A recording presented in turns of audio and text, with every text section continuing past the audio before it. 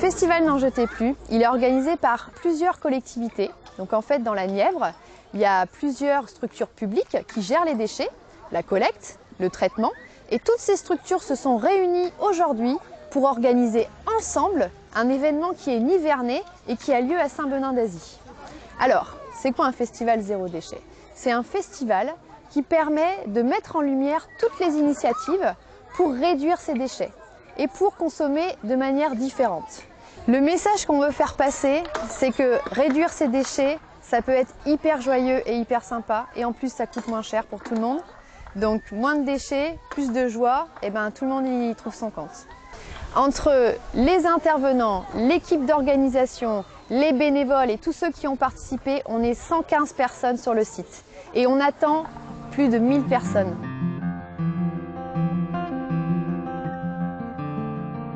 Le public, il est invité dans un parc qui est fabuleux, c'est le parc Rosa Bonheur. Et dans ce parc, ils vont découvrir différents espaces. Il y a des grands pôles à visiter, un par un.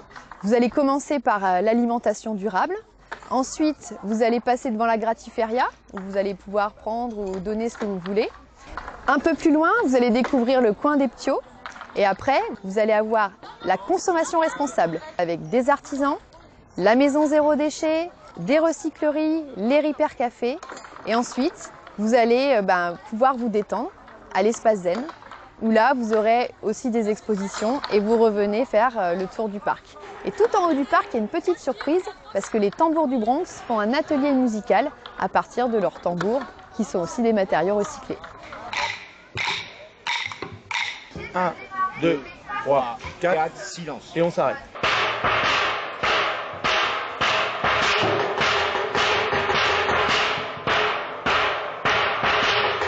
Ça que je disais, bondit un petit peu, prendre son temps.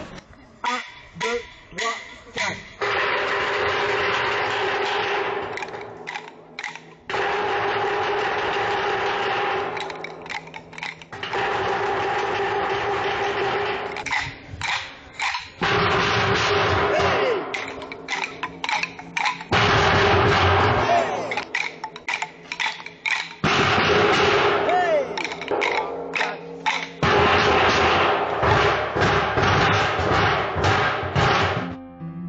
Le festival se déroule sur 2 jours.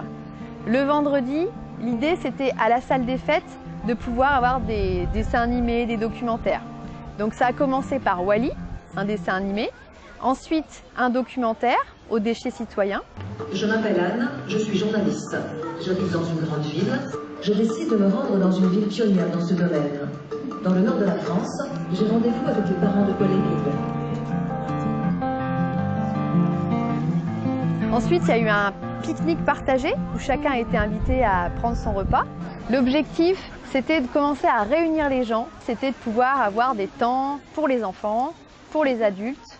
Et ensuite, conférence gesticulée avec Tiffaine Ducharme, des déchets et des hommes. Tiffaine, elle a le don de mettre un peu le doigt là où ça fait mal, de faire part de sa propre expérience pour aller chercher chez nous finalement où on en est.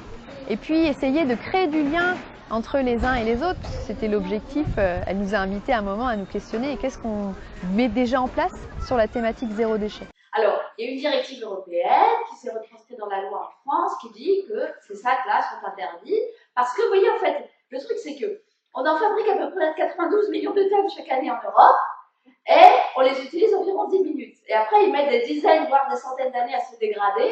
Et alors, comme ça vole très bien à frappe, on les retrouve un petit peu partout, hein, même dans les océans, notamment. Dans les océans, c'est formidable. On trouve de tout là-dedans, c'est un peu vide-grenier.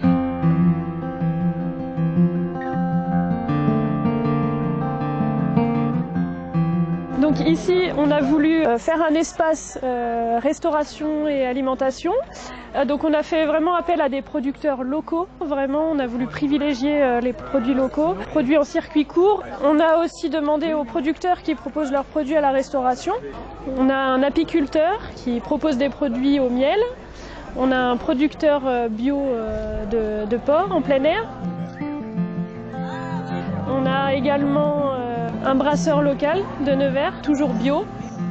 On a 2 boulangeries, le Fournil Pimprenel et la ferme du Rompé. C'est comme si on allait au marché en fait. On évite les emballages, on achète en circuit court. Ça permet de faire vivre nos artisans locaux.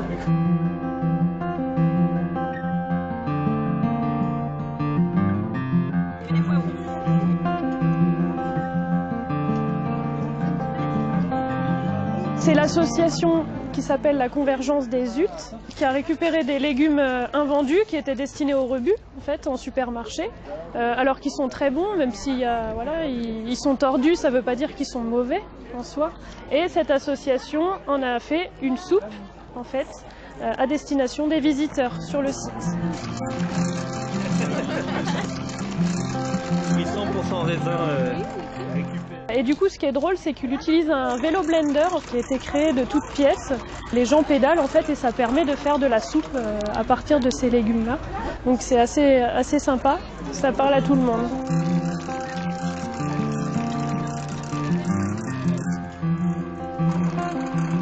Finalement, c'est des choses de la vie quotidienne. À mon échelle, je peux changer les choses, je peux faire des choses au quotidien qui sont faciles. Et voilà, les gens quand ils partent d'ici, ça se voit, ils ont le sourire. C'est très plaisant de les voir partir avec le sourire et de se dire on a peut-être réussi à les toucher d'une manière ou d'une autre.